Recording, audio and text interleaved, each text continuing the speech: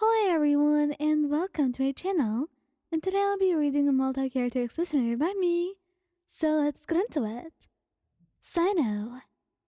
Cyno has made many enemies across his time working as a general Mahmatra. And of course, you would be a target after everyone knows that you were dating.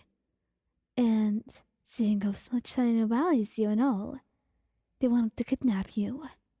Since it seemed like the best option to get him to listen to their wishes. Thankfully, though, you knew how to fight and managed to deter them. But it was not enough. You ended up stabbed, and they ran away as you bled out onto the concrete. Thankfully, Cyno got to you in time, and he freaked out, internally, of course. The only thing I could do in front of you was pick you up and into his arms, whispering out your name like a prayer, telling you to stay awake, not to leave him, because you couldn't handle it. He loved you, and he would keep kissing your forehead, your cheeks, as a way to give you reassurance, sprinting as fast as you can, with your head tucked into his shoulder, and your body tightly held against his. And he was going to get his revenge from those people. And just know that it will be worse than anything else that would be conjured up in their nightmares. He is not very kind, especially when it had to do with you and revenge on people who hurt you. Child. Child knew that there was a planned attack on him, an ambush, and it was honestly pretty funny from his perspective. People trying to ambush him? Hilarious. They think they can do anything. Well, just more asses to beat, right? Until he learns that he was being misled, and you were the one attacked instead. He's freaking out as he heads over to your place, as he figures it out. But it's too late. You're bleeding on your couch, crying as you see him. And you tell him that you don't want to die yet. You're too scared, too frightened. And you can't help but feel helpless, trying to tie up the wound just to prevent the blood loss, as he runs to the nearest doctor. And he will give them hell, but not now. Not as he sits right next to you, wondering when you'll wake up. If you'll wake up, just because you got too overconfident. And honestly, he hates himself for it. He truly does. Albedo. Albedo's very careful and very intelligent at that. So, if someone is planning to attack you, he will know the necessary measures to keep you protected. And he's strong as well. But this was out of pocket. Someone had just mugged you on the streets of Mondstadt, just when you thought those people could not exist anymore, because of how hardworking the Knights of Favonius are. But there was a cut on your arm, and though it was not that bad, he was kind of guilty for not protecting you or walking you home that day. He manages to heal it.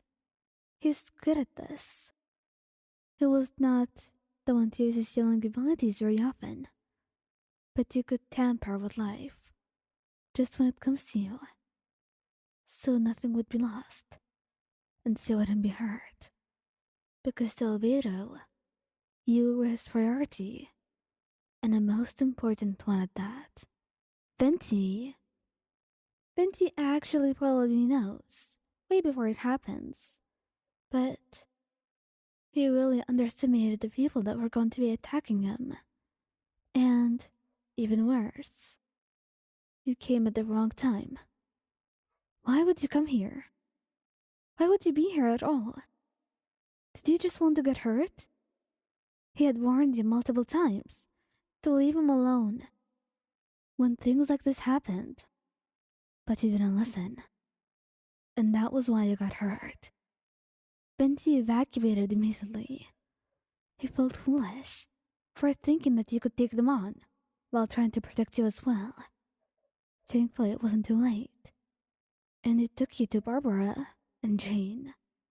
He told them what happened as he held you close to him, eyes full of remorse and grief, memories from the past haunting him, or the way he lost his best friend, the one and only one he had. And then he truly realizes that there is no space for battles, and he makes sure to apologize to you. And next time there's something like this happening, he'll make sure to be transparent with you and tell you, because he can't handle something like this happening again. Scaramouche. Scaramouche would go insane if someone hurts you, if he saw you bleeding. He'd be freaking out. He'd be trembling, his face pale, as he rushed you to the nearest doctor, and he'd be insisting that they make you well now. And the doctor knows that if you didn't get well, they'd be murdered. That's how crazy Scaramouche felt right now. He wanted you to be okay. He couldn't live without you. It felt hard to breathe, and he felt like he was going to pass out any moment. It took the other harbingers, mostly it was Childe and Tighnari, trying to calm him down, because otherwise he was going to be very not okay, and dangerous as well. And once he woke up, he'd be all over you, apologizing. And that is probably also the first time that you see Scaramouche cry. He just loves you so much and can't handle the idea of losing you. Tighnari. Tighnari puts your life first above everything involved, which means he'd be rushing you to the nearest hideout and treating you as soon as he can. But if you think for a moment he's letting whoever did this go, then you're absolutely wrong, because he will hunt them down. He knows the Albedo forest like the back of his hand, and whoever did this was not getting out of there.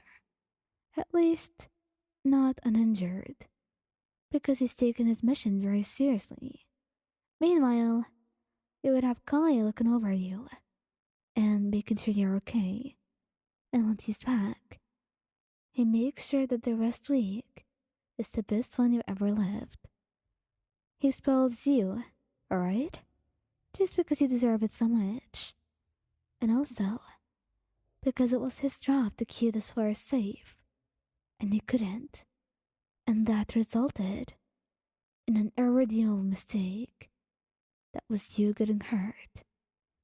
And he makes sure that this mistake never occurs again.